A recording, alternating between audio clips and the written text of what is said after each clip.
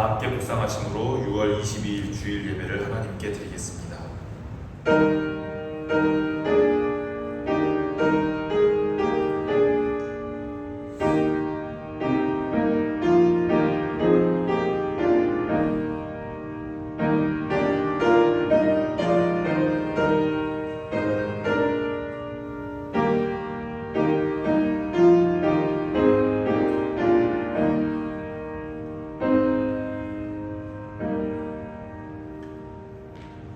사랑의 하나님, 오늘도 우리를 주님의 날로 불러주시고 주의 백성으로 예배의 자리로 인도하시니 감사합니다. 6월, 이 나라의 아픔과 헌신을 기억하는 달에 우리는 다시금 이 땅의 평화를 위해 기도하며 하나님께서 허락하신 자유와 생명의 은혜를 되새깁니다. 동시에 지금 중동 지역에서 이어지는 전쟁과 고통의 소식 앞에서 세계 곳곳에 주님의 참된 평화가 임하기를 간절히 간구합니다.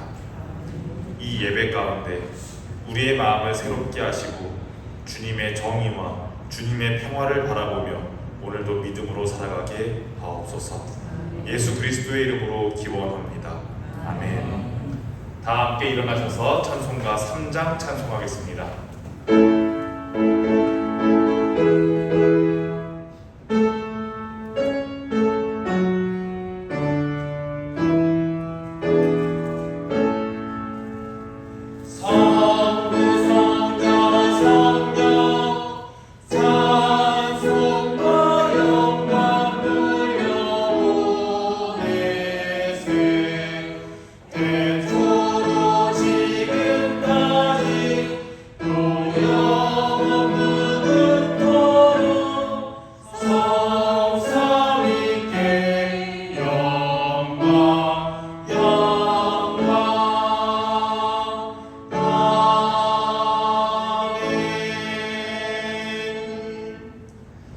찬송가 뒤편에 있는 성시를 교독합니다. 찬송가 뒤편에 있는 성시 교독 100번 나라사랑 2입니다.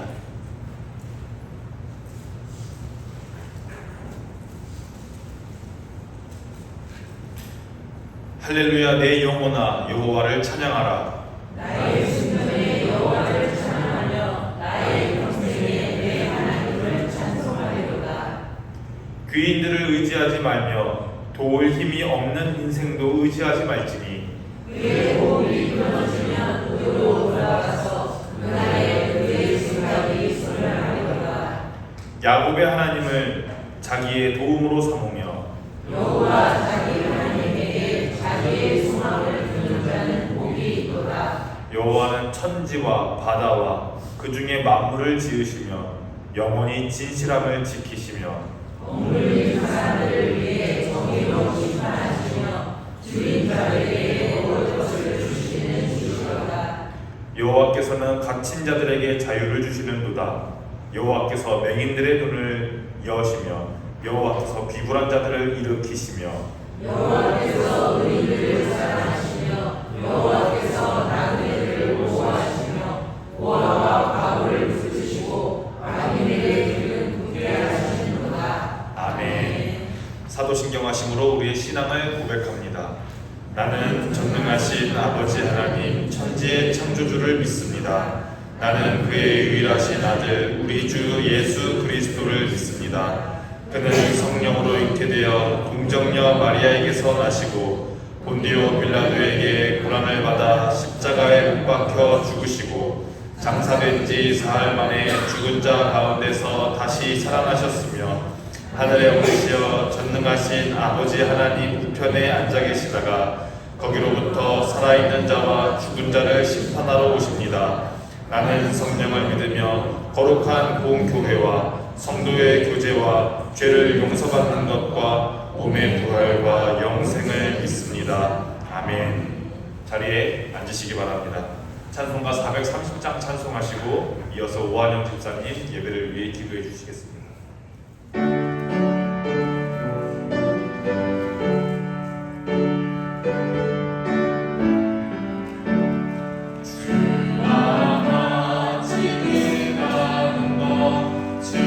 즐거움이 아니다. 우리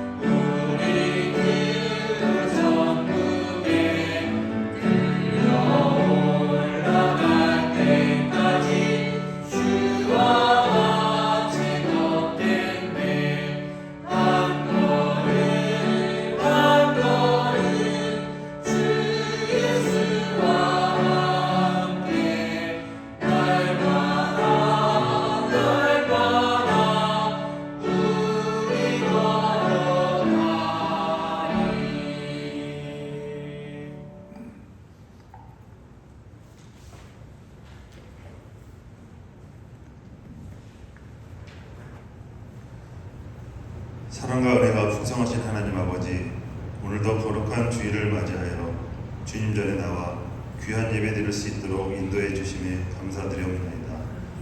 이 시간 저희의 마음과 정성을 다해 주님께 경배와 감사 찬양을 드리오니 기뻐 받으시고 은혜 베풀어 주시옵소서. 오늘 드리는 이 예배를 통하여 저희들의 마음이 주님께로 향하게 하시고 예배의 모든 순서 가운데 성령님께서 임재하셔서 사랑과 은혜가 넘치는 귀한 예배 되게 인도하여 주시옵소서. 지난 한 주간도 주님의 은혜 안에서 평안히 지낼 수 있도록 지켜주심에 감사드려옵나이다.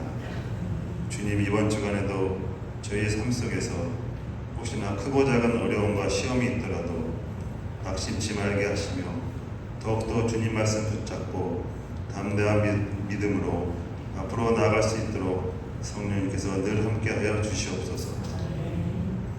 나라를 위해 기도합니다. 이 나라와 이 민족을 긍휼히 여기시는 하나님 아버지, 저희가 살아가는 이 땅에 정의와 평화가 넘치게 하시고 모든 국민이 서로 사랑하고 존중하며 살아가는 사회가 되게 인도하여 주시옵소서. 주님 또한 새 정부의 지도자들에게 지혜와 명철을 주셔서 공의로 나라를 이끌어갈 수 있도록 인도하여 주시고 특별히 어려운 이웃과 소외된 사람들을 돌보는 따뜻한 마음을 허락하여 주시옵소서. 2025년 온전하게 하시며 터를 견고하게 하시리라 말씀도 주셨사오니 말씀이 충만하고 기도가 끊이지 않고 사랑과 은혜가 넘치는 주의 공동체가 되게 하옵소서. 말씀을 위해 다니엘 김시호 목사님 세워주셨사오니 늘 피곤치 않도록 영육간의 강건함을 허락하여 주시고 말씀 전하실 때에 성령님께서 도우셔서 오직 주의 진리의 말씀만 선포되게 인도하여 주시옵소서. 이 시간 예배를 돕기 위해 에스더 중창단이 주님 앞에 섰사오니 이들의 찬양을 기뻐 흠양하시고 이들의 장래의 길을 열어 주시옵소서. 예배의 시정을 온전히 주께 의탁하오며 모든 말씀 예수님의 이름으로 기도드렸사옵나이다.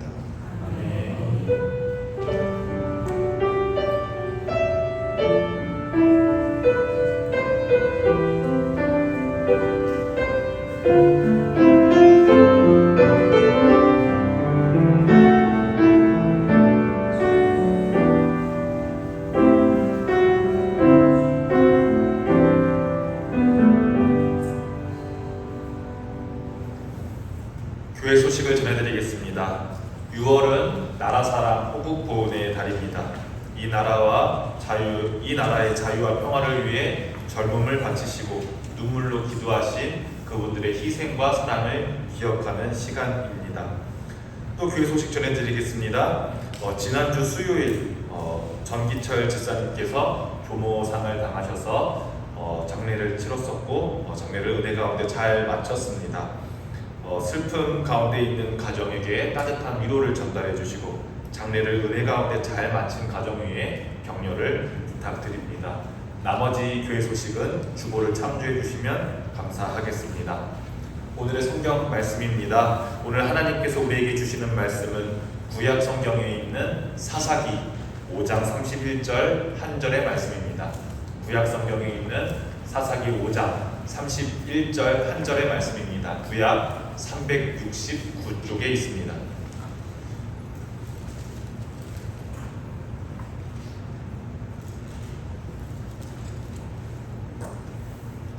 지금부터 하나님의 말씀을 봉독합니다. 여러분들에게 하시는 하나님의 말씀을 경청하시기 바랍니다. 이것은 하나님의 말씀입니다. 여호와여, 주의 원수들은 다 이와 같이 망하게 하시고 주를 사랑하는 자들은 해가 힘있게 도둠 같게 하옵소서 하니라. 그 땅이 40년 동안 평온하였더라. 아멘. 에스더 중창단 찬양으로 하나님께 영광 올려드리겠습니다.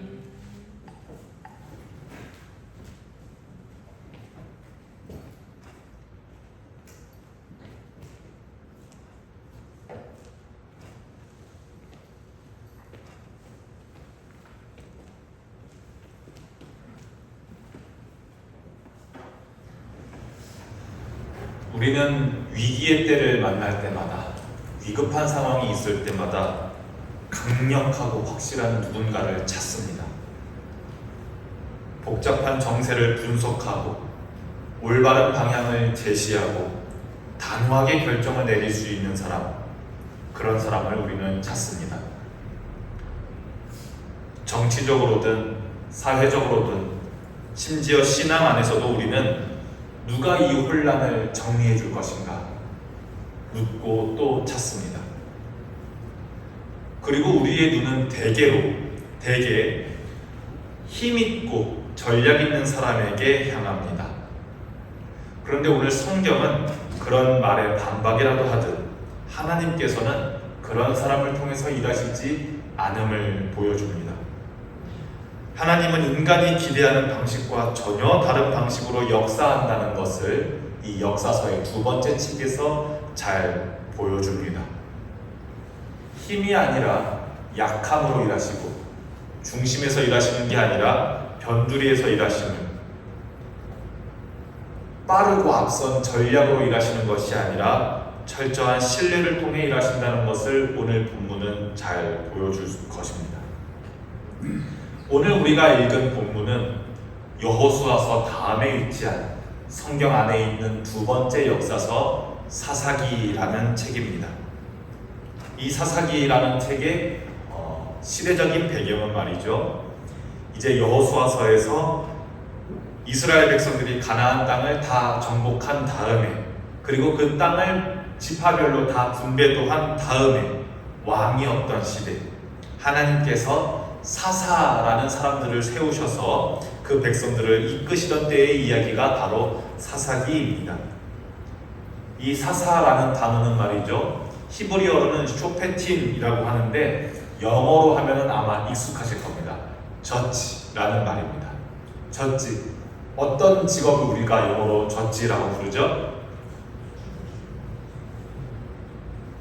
많이 안 하셨군요, 공부를. 판사를 우리 영어로는 저지라고 합니다. 잘못과 잘잘못을 가르는 사람, 판사 말입니다. 그런데 사사기의 사사는 단순히 판상, 재판관을 의미하지만은 않고 하나님의 뜻을 따라서 공동체를 재건하고 외세로부터 이스라엘을 구원하는 군사적인 지도자까지 포함하는 말입니다. 그러니까 정치적인 지도자이면서 동시에 군사적인 지도자가 조금 섞여 있는 단어가 사사라고 보시면 되겠습니다. 오늘 우리가 살펴볼 사사는 말이죠, 이스라엘의 네 번째 사사 드보라라고 하는 사사입니다. 드보라는 사사기 통틀어서 유일한 여성 사사이기도 합니다. 그런데 아마 많이 이름을 들어보지는 않으셨을 겁니다. 우리가 흔히 사사라고 하면 기드온과 300용사의 사사 기드온, 아니면 긴 머릿결에서 힘을 발휘할 수 있었던 사사 삼손을 떠올리곤 하는데, 이 사사 드보라라는 이름은 아마 많이 생소하실 겁니다. 그런데 오늘 우리는 이 드보라라는 여성이 얼마나 탁월한 사사였는지를 보고자 하는 것이 아닙니다. 오히려 하나님께서 누구를 통해 일하시는가, 어떤 방식으로 하나님의 백성을 구원하시는가를 이 사사 드보라를 통해서 우리가 묵상할 수 있으면 참 좋겠습니다. 드보라가 등장하는 사사기 4장은 이렇게 시작합니다. 에훗이 죽은 후에 이스라엘 자손이 또 여호와의 목전에 악을 행하네. 여기서 중요한 단어는 또입니다. 이스라엘은 드보라가 네 번째 사사니까 에훗은 세 번째 사사겠지요. 에훗이라는 사사를 통해 이미 구원을 받았지만 그 은혜의 기억이 별로 오래가지를 않습니다. 하나님의 율법을 떠나 각기 자기의 옳은 소견대로 하나님께서 시내산에서 주셨던 그 율법을 중심으로 살아가지 않고 자기 소견대로 살아가기 시작합니다. 하나님과의 언약을 저버린 영적인 반역 상태에 있다고 볼 수 있습니다. 하나님은 그 결과 이스라엘 백성들이 에훗 사사를 통해 얻어낸 평화를 오래 지켜내지 못하고 율법대로 지켜내지 못하고 다시 하나님 바깥으로 벗어났기 때문에 하나님께서는 가나안 족속의 왕 야빈이라는 왕의 손에 이스라엘 백성들을 넘기십니다. 이 가나안 족속은 이미 여호수아 시절에 정복한 경험이 있던 왕입니다. 이미 하나님과 동행하여서 여호수아와 함께 갈렙과 함께 물리쳤던 적이 있던 족속입니다.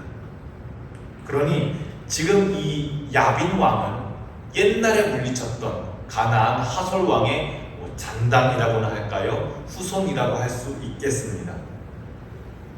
그러니까 이스라엘 백성들이 이전에는 극복했다고 생각했던 위협이, 이미 처치했다고 생각했던 위협이 세월이 흐르며 다시금 고개를 든 것입니다. 우리 삶에도 참 비슷한 경험이 많습니다. 이미 해결되었다고 믿었던 죄나 이미 내가 극복했다고 생각했던 연약함이 조용히 다시 스멀스멀 올라오는 것과도 유사합니다. 그런데 이 가나안 왕 야빈의 군대 장관 시스라라고 하는 군대 장관이 있었는데요. 이 시스라라는 장관이 이끄는 군대의 병력이 어마어마합니다. 엄청난 무장력을 자랑합니다. 시스라가 이끄는 군대는 철병거가 무려 900대나 있었다고 사사기는 증언합니다. 한번 말씀드린 적이 있는데 당시 여호수아 시대 때와 사사기 시대는 청동기 문화에서 철기 문화로 막 넘어가던 시기였기 때문에 이 이스라엘은 아직 청동기 문명에 머물러 있었거든요. 그런데 이 이스라엘은 철병거 앞에서는 도저히 힘을 쓸 수 없는 무력한 속수무책한 상황이었습니다. 이 이스라엘은 철병거 900대를 감당해낼 만한 군사적인 힘이 없었습니다.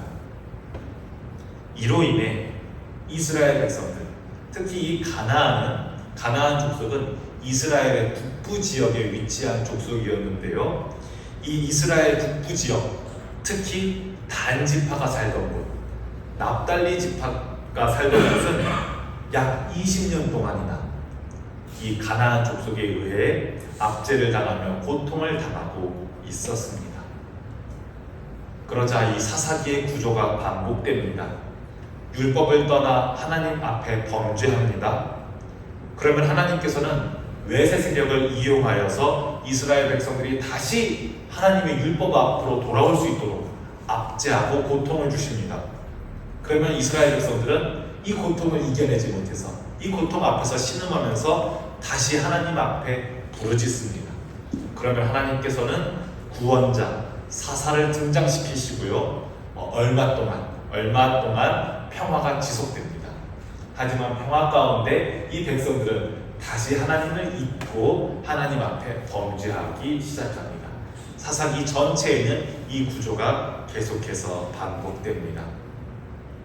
이 구조를 보면 고난이라는 것은 사람을 깨어있게 만드는 것 같습니다.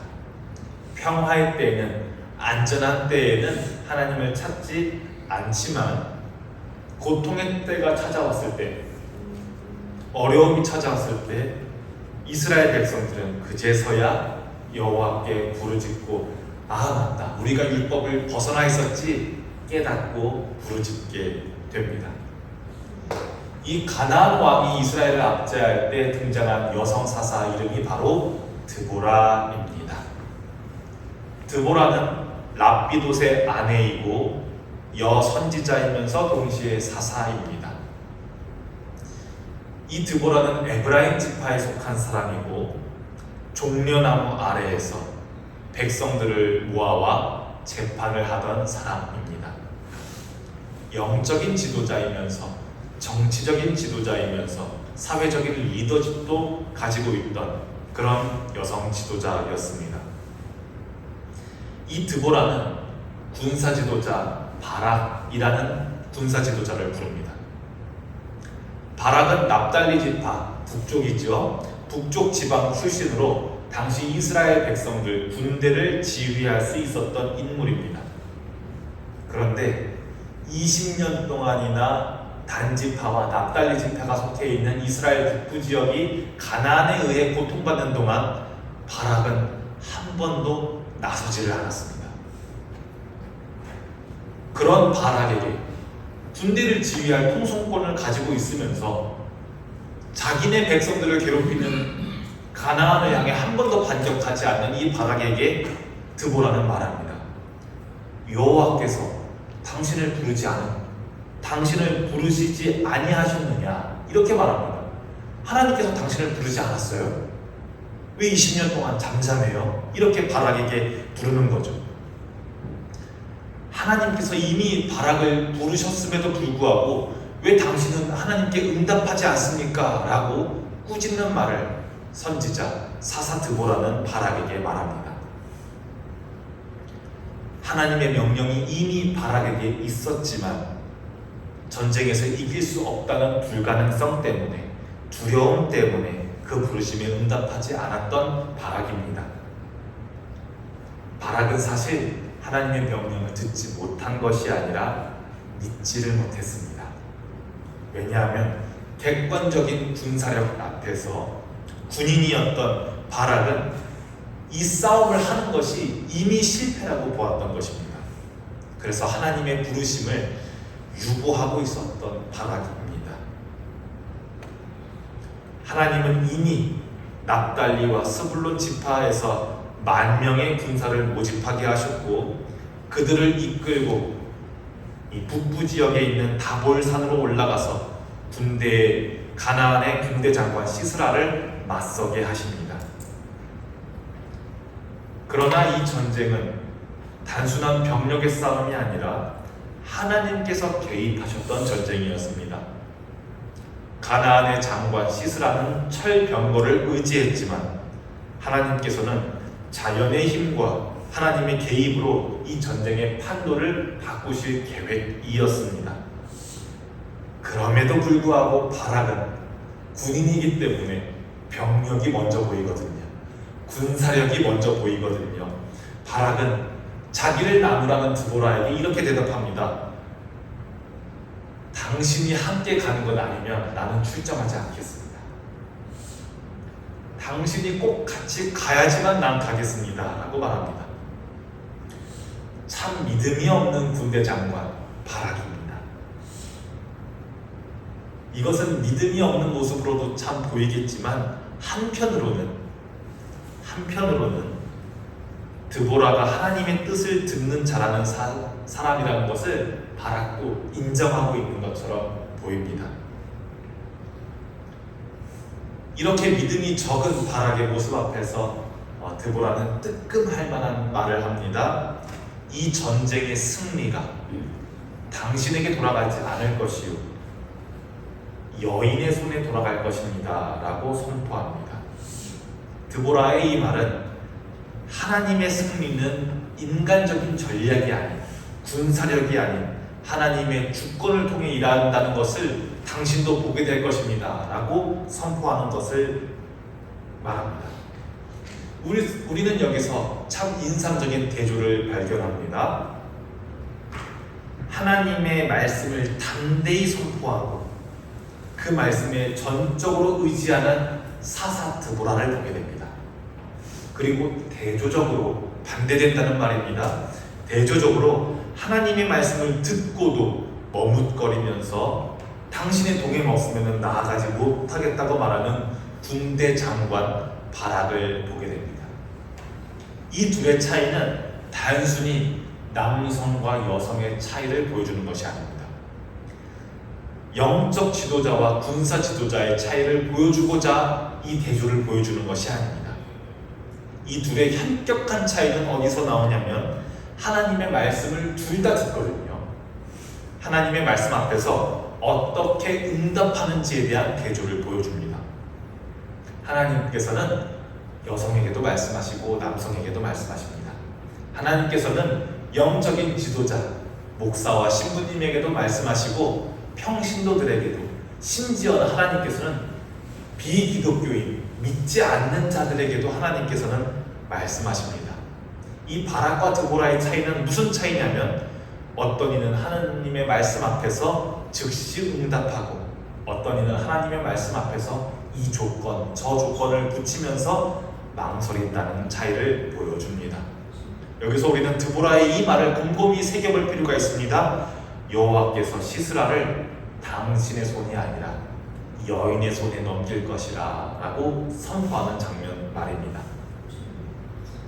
지금 이 말은 단순히 여성도 전쟁에 참여할 수 있다 이런 말을 하고자 하는 것이 아닙니다. 현대의 군대는, 현대의 전쟁은 정보전과 기술전이 주류가 되어 있어서 점점 우리나라에도 여군의 비중이 높아져감을 볼 수가 있습니다. 그런데 당시는 그런 전쟁이 아니거든요. 재래식 전쟁입니다. 칼로 하는 전쟁, 화살로 하는 전쟁, 창과 방패로 하는 전쟁입니다. 그래서 당시 전쟁에서 여인의 손에 넘겨진다, 여인의 손에 적장이 넘겨진다라는 말은 어떤 기술적인 가능성이나 전술적인 역량을 말하는 것이 아니라 이 전쟁이 인간의 손이 아닌 하나님의 손에 이루어질 전쟁이다라고 선포하는 것과 같습니다. 즉, 하나님께서 하나님의 백성의 구원을 이루실 때에는 우리의 기준, 우리의 예측, 우리의 선입견을 뛰어넘어서 일하신다는 것을 잘 보여줍니다. 우리는 이렇게 생각합니다. 하나님께서 강한 자를 통해 일하실 거라고 생각하지만 하나님은 때로는 약한 자를 들어 쓰십니다. 우리는 중심에 있는 사람을 통해 일하실 것이라고 생각하지만 하나님께서는 가장자리, 주변에서 모퉁이 돌을 사용하시어 일하십니다. 우리는 뛰어난 사람, 전략가를 기대하지만 하나님께서는 순종하는 자를 통해 일하십니다. 우리가 지금 말씀에서 보고 있는 드보라와 바락의 대조, 그리고 영광은 여인의 손에 돌아가리라 라고 하는 이 드보라의 예언은 하나님께서 누구를 통해 일하실지는 우리가 알 수 없다는 것. 하나님의 구원이 언제나 우리의 상식과 우리의 질서를 뛰어넘는 방식으로 다가온다는 것을 여러분들께서 잘 보셨으면 좋겠습니다. 그러면 우리는 이 사사기의 말씀을 듣고 어떤 질문을 떠올려야 합니까? 우리는 이렇게 질문해야 합니다. 지금 이 시대에, 지금 오늘 하나님께서는 누구를 통해 일하실까? 지금 하나님께서는 누구를 통해 하나님의 뜻을 펼쳐가고 계시는가? 그 질문 앞에서 여러분들은 부르심에 즉시 응답하는 드보라 쪽에 서 있는지, 아니면은 계산과 조건 앞에서 망설이고 있는 군사 지도자 바락과 같은 자리에 서 있는지 잘 돌아보시기를 바랍니다.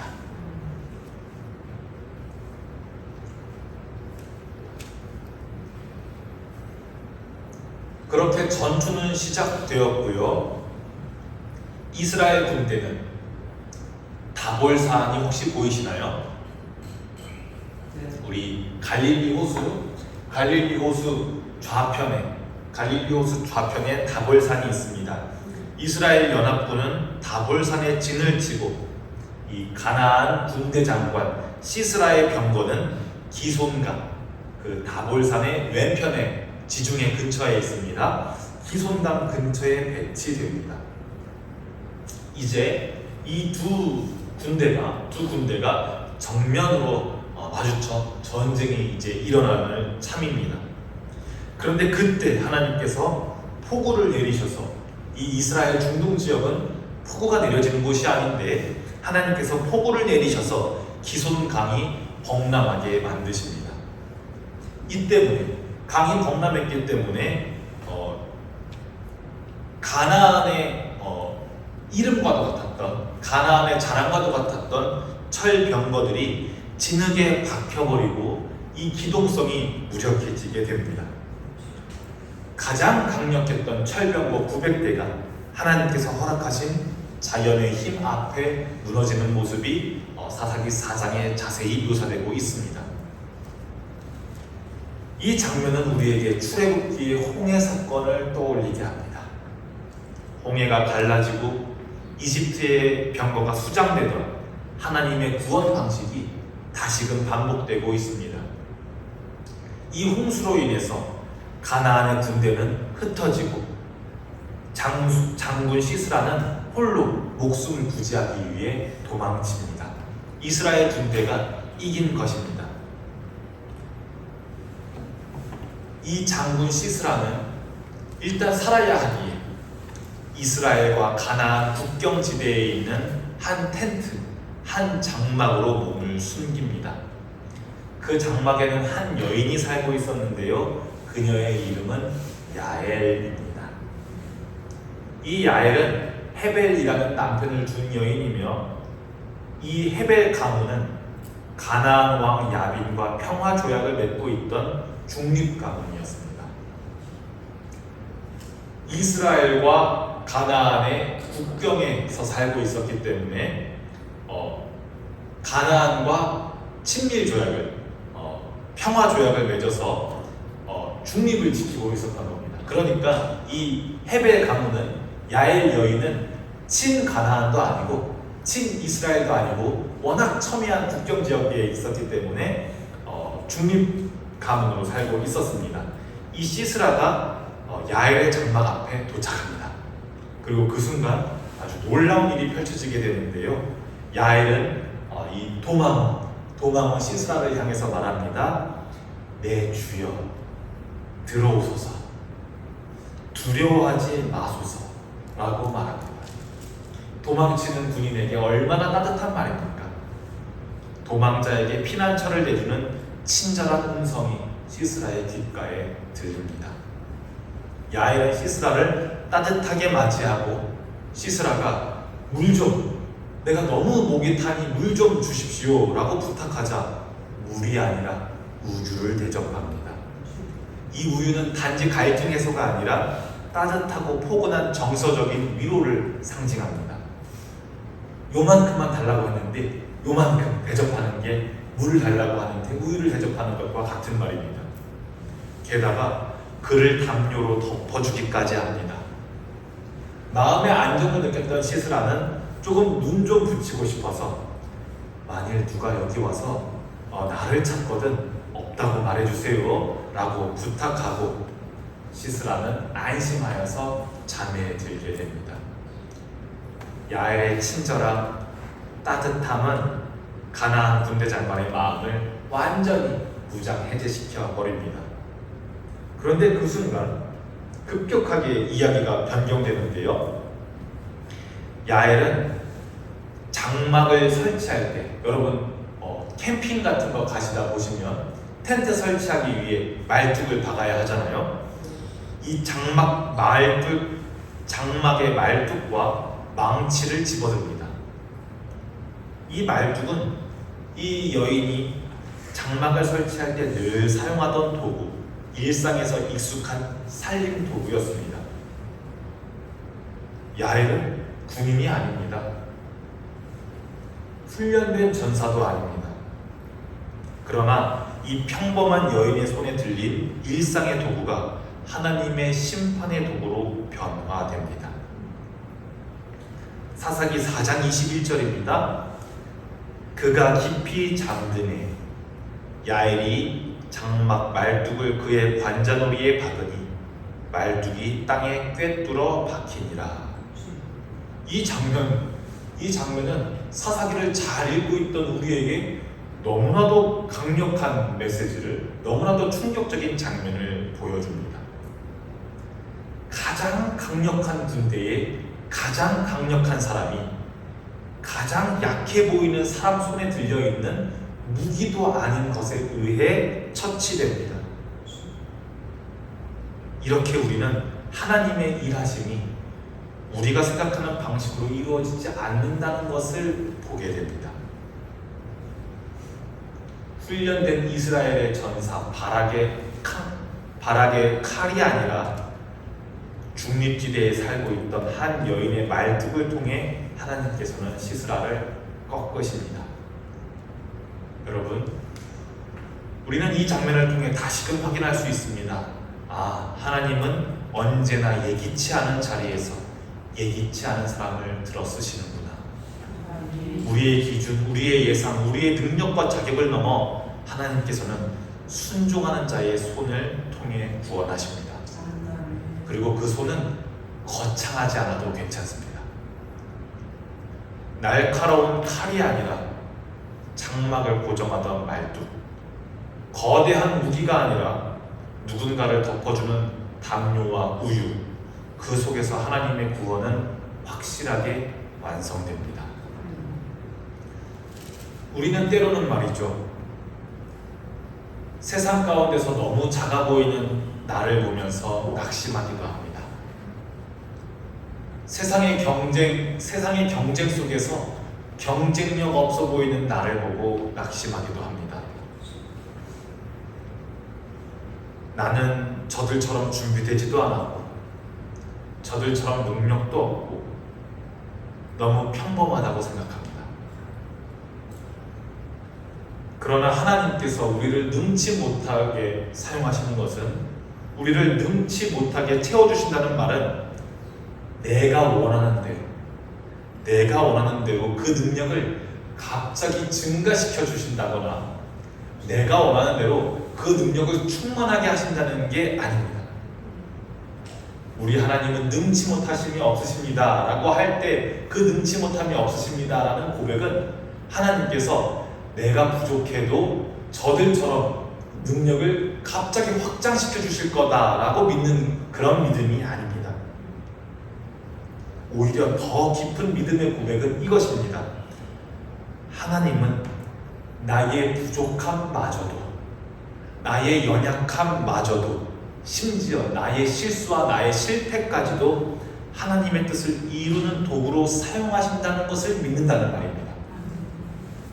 나의 하나님은 능치 못하심이 없으십니다 라는 이 말은 나의 능력이 낮은데, 나의 능력이 높아지고 싶은데 그 낮음을 하나님께서 갑자기 펌핑 시키셔서 점프 시켜주신다는 게 아니라 나의 이 연약함마저도, 나의 약함마저도 하나님께서는 사용하신다라는 말입니다. 그러니 여러분, 야엘의 손에 들린 장막의 말뚝처럼 우리의 일상, 우리의 일터, 우리의 작고 평범한 하루하루 안에서도 하나님은 정의와 구원의 일을 이루어가십니다. 그러니 여러분들, 나약함 때문에 절대로 낙담하지 마십시오.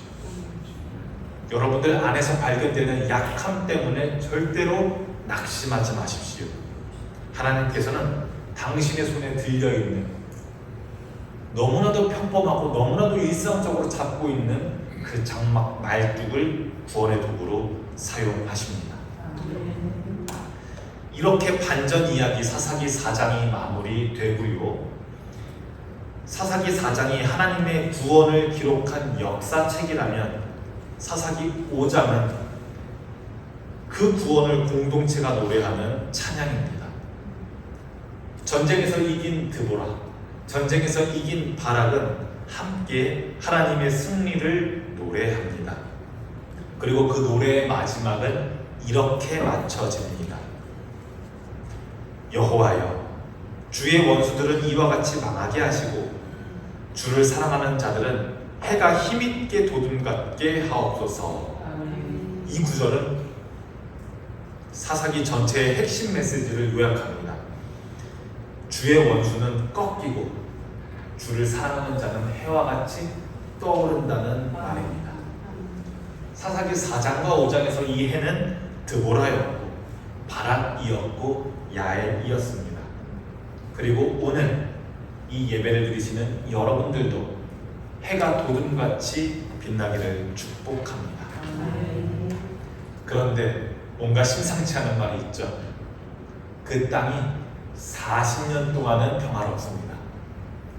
40년 동안은 평화롭다가 이제 6장 기드온의 이야기로 넘어가게 됩니다. 다시 또 반복, 다시 또 하나님의 뜻을 떠나게 된다는 말입니다. 이제 말씀을 조금은 마무리해 보려고 합니다. 오늘 이 이야기가 여러분들에게는 어떻게 들리셨습니까? 사사기 4장의 이야기가 여러분들에게는 어떤 이야기로 다가오셨습니까? 우리는 성경을 읽으며 공의에 진노하시는 하나님을 읽습니다. 또는 하나님의 능력이나 하나님의 사랑을 기대하며 읽습니다. 신약 성경을 읽을 때는 특히 예수님의 온유하심, 가난한 자, 병든 자, 아픈 자들을 꼭 끌어안아 주시는 사랑의 예수님, 낮아짐과 섬김과 희생을 우리는 기대하고 또 발견합니다.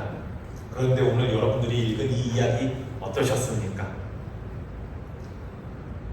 좋은 교훈이 발견됩니까? 잘 발견되지가 않습니다. 우리도 야엘처럼 누군가를 죽여야 하는 건가? 누군가를 속여야 하는 건가? 별로 교훈이 와닿지가 않습니다. 도덕적인 말씀이 참 와닿지가 않습니다. 오늘 우리가 4장에서 본 인물들은 말이죠, 드보라라는 인물은 하나님의 명령을 단호하게 전하고, 바락이라는 군대 지도자는 말이죠, 망설이다가 유보하다가 겨우겨우 순종하고, 이 야엘이라는 인물은 말이죠, 야비합니다. 안심시키고 달래서 적장을 잠든 사이에 찔러 죽입니다. 우유를 주고 재워놓고 말뚝으로 생명을 끊습니다. 여기서 우리는 도덕적인 교훈을 찾기가 어렵습니다. 이렇게 살아라, 저렇게 살아라 하는 명령이 이 사사기에서는 잘 발견되지 않는 것처럼 보입니다. 우리가 성경을 읽으면서 기독교에서 기대하는 사랑, 섬김, 희생, 사사기에서는 잘 보이지 않습니다. 왜 그러냐 하면 이 사사기 전체가 이스라엘 백성들이 얼마나 하나님의 율법을 떠나 각기 옳은 소견대로 행하는지를 잘 보여주는 이스라엘의 암흑기를 보여주기 때문입니다. 사사기는 사사들의 이야기가 진행될 때마다 이스라엘 백성들이 각기 옳은 소견대로 행동했다는 말을 반복적으로 들려주면서, 아하, 우리 인간은 잘못을 반복하는구나. 하나님의 구원하심으로 인해 평화를 얻어도, 하나님의 구원하심으로 인해 안전함을 얻어도 우리는 그 안전에 익숙함에 속아서 하나님의 율법을 또 저버리는구나 하는 것을 잘 보여줍니다. 그럼에도 불구하고 하나님께서는 사사기 전체를 이런 혼돈의 시대와 혼란의 시대, 어둠과 죄의 굴레 속에서 하나님께서는 그럼에도 불구하고 자신의 구원을 멈추지 않으셨다는 사실을 보여줍니다. 하나님은 불완전한 사람들을 통해서도 자신의 뜻을 이루십니다. 우리는 교회를 다니면서 이렇게 오해하기 참 쉽습니다. 내가 완전히 변화받아야, 내가 완전히 하나님의 사람으로 변화받아야 그때서야 하나님께서 축복하시고 복을 주시겠지라고 오해하기 참 쉽습니다. 그러나 사사기를 보면 그렇지 않습니다. 도덕적으로 완전하지 않더라도, 준비되지 않은 사람도, 심지어 하나님의 말씀을 유보하고 순종하지 않던 사람도 그 손에 들려있는 것이 하나님의 목적과 맞닿을 때 하나님께서는 그 손을 사용하셨습니다. 그러므로 오늘 우리는 이렇게 고백할 수 있을 것 같습니다. 하나님은 오늘도 불완전한 우리들을 통하여서 일하십니다. 우리는 영웅이 아닙니다. 우리는 드보라처럼 하나님의 말씀을 받지 않습니다. 손에 대단한 기술이 없어도 하나님의 말씀에 응답하는 자, 그 한 사람을 통해 하나님은 구원의 역사를 이루십니다. 오늘 드보라는 들었고 말했습니다. 바락은 망설였지만 결국에는 순종했습니다. 야엘은 속이고 침묵 속에서 말뚝을 듣고 정의를 실행했습니다. 그리고 이제 다음 이야기는 우리들의 삶 속에서 시작됩니다. 하나님은 누구를 통해서 일하시는가? 이 질문 앞에서 여러분들의 응답이 주님, 제가 여기 있습니다. 이렇게 응답하시기를 소망합니다. 사랑하는 여러분, 그리고 하나님을 사랑하는 여러분, 해가 힘있게 도둠같이 빛날 것입니다. 하나님을 사랑하는 자는 밤이 깊어도 어둠이 짙어져도 주님의 말씀을 붙드는 이는 결국 해가 어김없이 내일도 뜨는 것처럼 떠오르게 될 것입니다. 여러분들의 삶이, 여러분들의 믿음이, 여러분들의 선택이 하나님의 해처럼 이 땅 위에 힘있게 떠오르기를 축복합니다. 기도하겠습니다.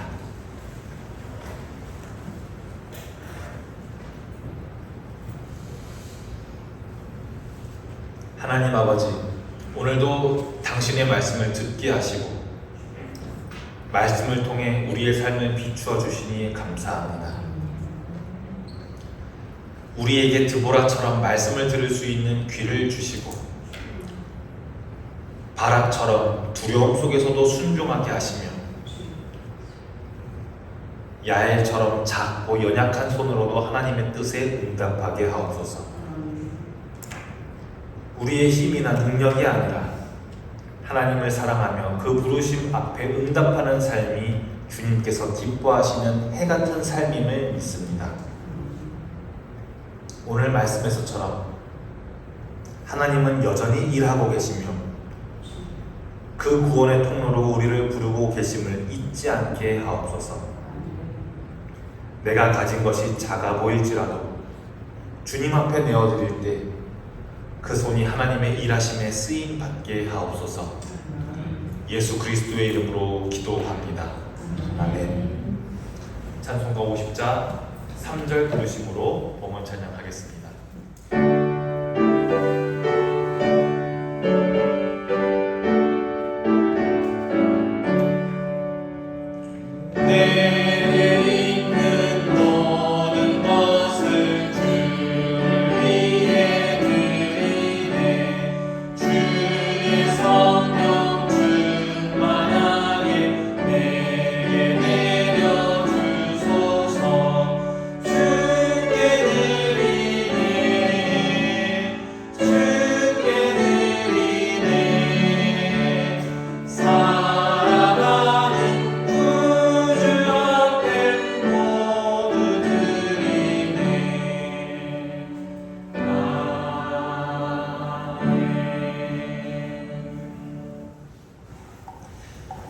드려진 봉헌을 위해서 우리가 함께 한마음으로 기도하겠습니다. 자비로우신 하나님, 한 주간의 삶을 인도해 주신 은혜를 기억하면서 이 시간 주님께 감사와 믿음의 예물을 드립니다. 우리가 드리는 이 헌금이 단순한 물질이 아닌 주님을 향한 사랑과 순종의 고백이 되게 하옵소서. 또한 이 예물들이 하나님의 나라를 이루는 일에 귀하게 쓰임받게 하옵소서. 드보라처럼 주님의 뜻을 들을 수 있는 귀를 허락하시고 바락처럼 두려움 가운데서도 순종할 수 있는 담대함을 허락하시고 야엘처럼 작고 평범한 삶의 자리에서도 하나님의 정의를 이루는 손길이 되게 하옵소서. 주님, 이 예물을 드리는 성도들의 삶에 하늘의 복을 더하시고 그 가정마다 평안과 기쁨이 넘치게 하시며 하는 사업과 공부와 일마다 주께서 형통하게 하셔서 주님의 영광이 드러나는 삶이 되게 하옵소서. 우리가 드린 것보다 더 풍성히 갚으시는 하나님을 신뢰하며 기쁨으로 드릴 수 있는 믿음의 은혜를 날마다 더하여 주시옵소서. 우리 주 예수 그리스도의 이름으로 기도합니다. 아멘. 다 함께 일어나셔서 파송의 찬양을 드리겠습니다.